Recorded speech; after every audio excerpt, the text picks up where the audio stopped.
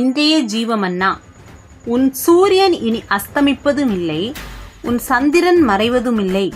கர்த்தரோ உனக்கு நித்திய வெளிச்சமாயிருப்பார். உன் துக்க நாட்கள் முடிந்து போம்.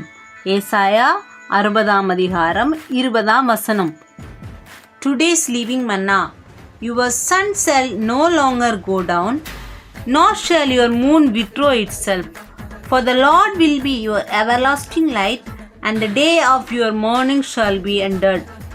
Isaiah chapter 60 verse 20. God bless you. சூரியனும் இல்லை, அங்கே சூரியனும் இல்லை, எங்குமே ஒளிமயம்.